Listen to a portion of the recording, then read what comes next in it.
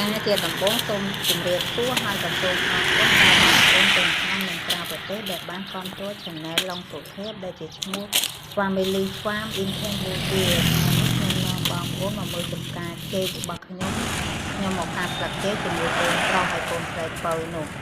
ចាដើម្បីវាទៅជួយដល់មិត្តភក្តិវិច្ចនំការកូន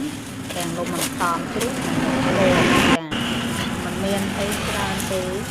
បានកូនស្រីមកការដៃការជើងមកមុខកាមេរ៉ាក៏ប៉ុណ្ណឹងចាអត់មានអីសំខាន់ប្រហែលទេខ្ញុំអាចដើរជួយគឺខ្ញុំក៏